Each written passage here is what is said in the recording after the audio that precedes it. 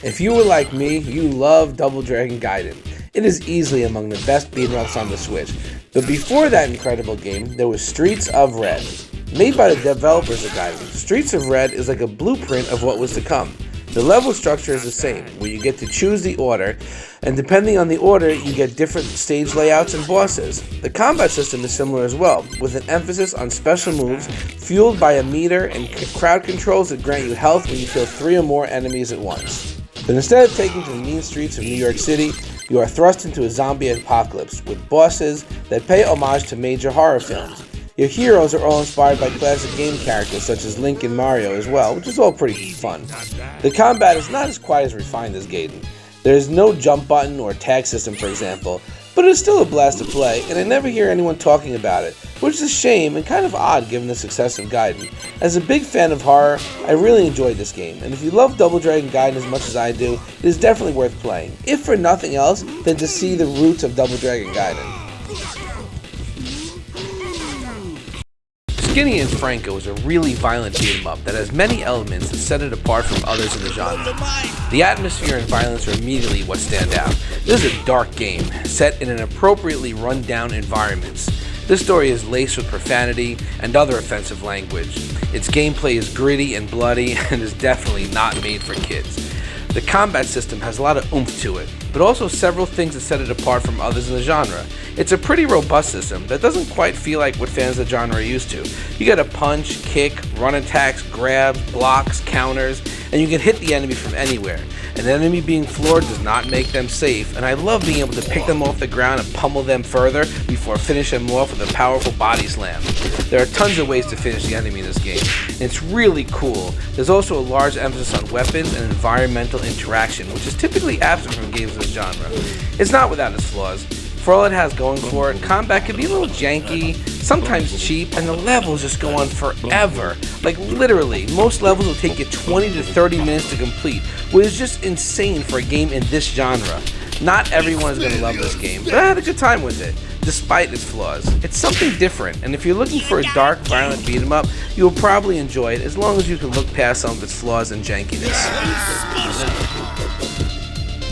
Way of the Passive Fist is a beat-em-up with no basic attacks, no jump button, no elaborate combos. That sounds pretty terrible, right? Actually, it's amazing. Way of the Passive Fist is all about defense. Your character has a parry, a dodge, and a little shove. Enemies attack you relentlessly, and you just sit and defend until they get tired. Once they stop to catch their breath, you literally shove them to the ground with a finger, showing them just how worthless they really are.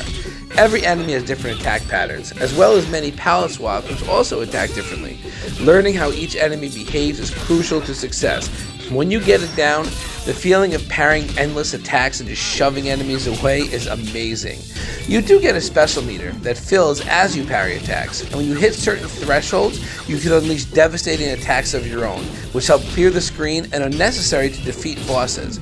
The bosses here are well designed and incredibly fun to fight. I always died a few times trying to learn them, but once you get it, it's always just really satisfying to flawless victory the bosses.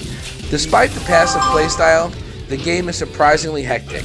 You get mobbed by enemies and really need to stay on your toes to survive. You also have to frequently contend with stage hazards, which hurt you, but could also be used to your advantage to bait enemies into traps. Way of the Passive Fist is just one of the best games I've ever played. It's not like any other beat 'em up out there, and if you're a fan of the genre, you need to check this out. In Foul Play, you control an actor who kinda looks like the Monopoly Man and take him through various on-stage plays. The character is almost like an Indiana Jones parody, and you find yourself in all sorts of interesting scenarios, ranging from ancient Egypt to literal hell. The whole game takes place on stage. You are met with swarms of enemies, and the combat system is pretty fun. It reminds me a little bit of the Arkham games, with a heavy emphasis on countering. You get a bunch of different combos and special moves, and the parry system is really fun and opens up some cool combo opportunities. You'll be using this often, as parrying is essential to victory, but the window here is much more forgiving than something like Dark Souls, and the enemies have really easy tells.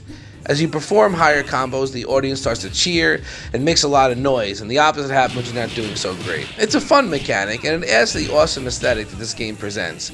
There's just a lot of silly fun here. Many times after you defeat enemies, you can see the actors crawling off a stage or being pulled off by a cane.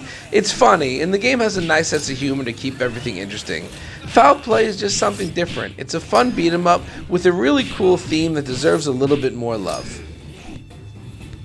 We have been blessed with a ton of amazing beat 'em ups in the last couple of years, but we haven't seen a new Golden Axe or really many weapon-themed beat 'em ups that were such a staple in the 16-bit era. Luckily, we have 9 Monkeys of Shaolin to fill that void. You play as a Shaolin monk with a variety of upgradable weapons and skills to keep things interesting as the story progresses. The combat here is really fun.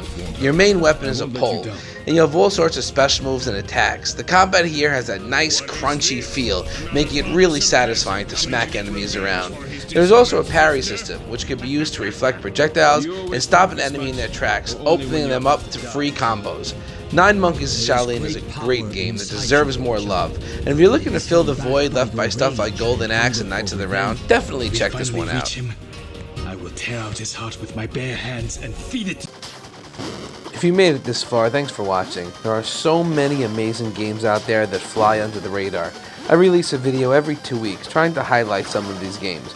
If there's a genre of game you want me to cover, leave a comment down below. And be sure to hit that subscribe button so you don't miss any future videos and any more hidden gems.